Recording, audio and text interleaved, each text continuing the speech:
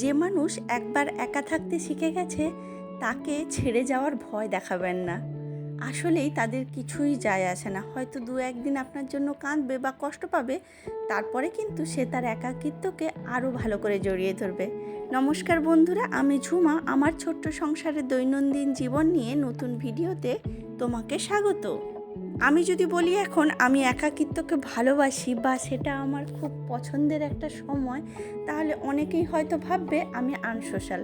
হ্যাঁ, হতেই পারে আমি আনসোশ্যাল, কিন্তু জানো তো, শঙ্খ স্কুলে চলে যাওয়ার পরে এই যেটুকু টাইমটা আমি আমার মতো করে কাটাই, সেইটা কিন্তু আমার কাছে খুব ফেভারিট।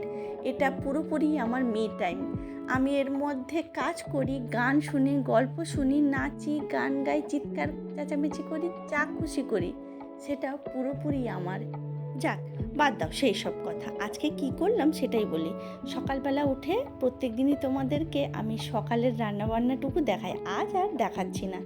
আজকে কি করলাম, সকালবেলা উঠেই রান্না করেছি, মেয়েকে স্কুলে পাঠিয়েছি, ওর টিফিন দিয়েছি, শঙ্করও টিফিন দিয়েছি, বাস। এবার শঙ্খ চলে যাওয়ার পরে আমি নিজের জন্য একটু খাবারটা রেডি করে নিচ্ছিলাম, আর তার সঙ্গে দুধটাও একটু বসিয়ে দিয়েছিলাম কফি খাবো বলে। জানো তো, চা তো আমি খাই না, কিন্তু কফিটা আমি বেশ ভালোবাসি খেতে। এই যে কাল এলেই আমার মনে হয় একটু কফি খেতে। এইবার খেতে খেতেই বাকি কাজগুলো করে নিচ্ছি। সকালে তো তোমরা দেখলে ওই ছোলা ভেজানো আর মুগ ভেজানো এগুলোই আমি খাচ্ছি।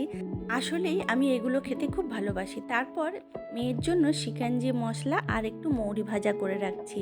জানো তো, শিকাঞ্জির এই মশলাটা করা থাকলে আমার মেয়ে যখন তখন করে ওর বাবাকে, আমাকে কিংবা নিজে যখন তখন দেখছি শিকাঞ্জি মশলা একা দিয়ে শিকাঞ্জি বানিয়ে আমাদেরকে দিচ্ছে, নিজেও খাচ্ছে। ও যে কি মজা পেয়েছে ওই জানে। এবার মশলাটা শেষ হয়ে গেছে, বেশ কিছুদিন হয়ে গেছে, আর আমাকে সেদিন থেকেই তাড়া দিচ্ছে, মা আমার জন্য মশলাটা বানিয়ে দেবে, হ্যাঁ কি না। তবে একটা কথা বলি, মেয়ে যখন শিকাঞ্জিটা বানিয়ে ওর বাবার কাছে বা আমার মুখের সামনে ধরে, তখন যে কি ভালো লাগে সেটা আমি তোমাদের বলে বোঝাতে পারবো না।